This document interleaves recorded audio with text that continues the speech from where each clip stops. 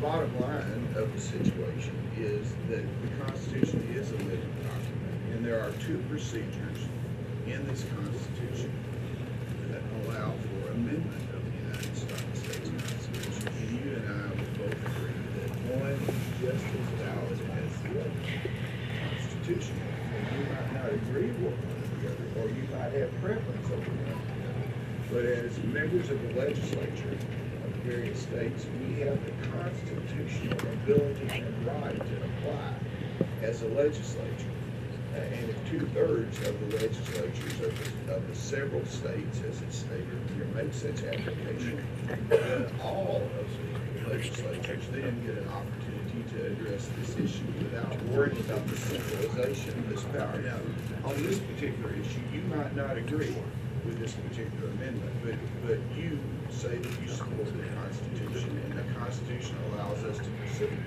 So I have no fear of this procedure going forward and the limitation, because I've watched the balance of power between the various branches of government, and the balance of power struggle is the real genius of our Constitution.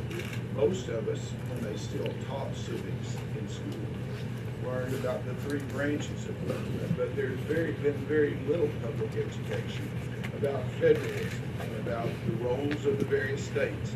I've spent my entire career in politics involved in state governments, and as you know, I've been chairman of the Southern Legislative Conference, been active in the National Legislative Conference, and chair of the Council of State Governments.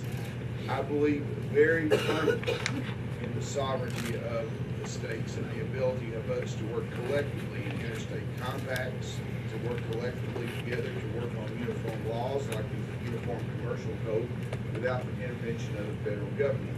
But when the action of the federal government puts at risk the very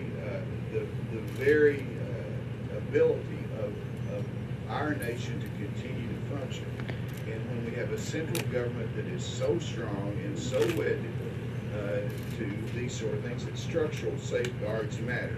Structural safeguards matter in the state constitutions as far as balanced budgets. In the various state constitutions, I believe 49 of the 50 states have requirements to have balanced budgets.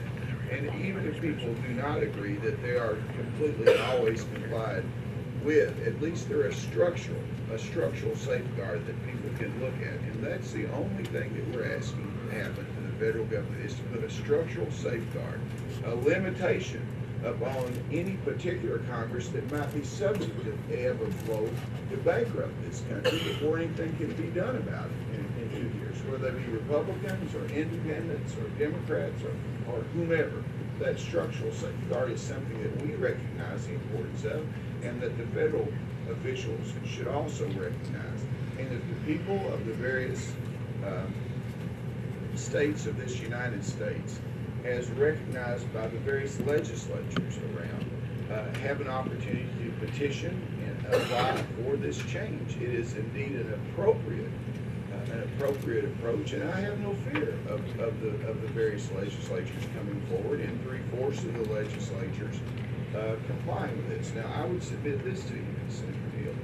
If in the next election for the United States Senate, the trend continues and the Republicans take over the United States Senate with a 60-vote majority, and that process works, then the structural safeguard that you would rely upon to defeat a constitutional amendment which you might not agree with to balance the budget would be the 3/4 of the state's legislatures not ratifying that.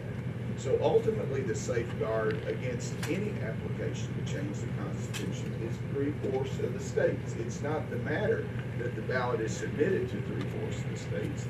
It's that 3/4 of the states have to act upon it. And that's the belief that I have, and I trust that the people of the United States of America, as represented in their state legislatures, with all due respect, Senator, as much as I do the United States Senate or the United States Congress, because I've seen those legislatures at work. I've seen you and I sit down on issues and work together passionately about it. And I don't believe, because you're a member of this General Assembly, that you're any less responsive to your constituents, or you have any less respect for the Constitution of the state of Kentucky or the United States of America than people at the federal level. quite frequently, as a matter of fact, the judicial branch has struck down actions by the United States Congress in this exercise of the balance of power. But ultimately, the people hold the power to determine what the Constitution says, and this is an exercise of the power of the people.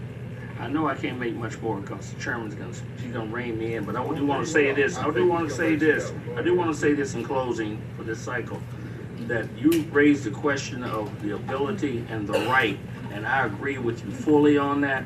But that's not what I'm talking about. We both know what that is. I'm talking about the wisdom of it.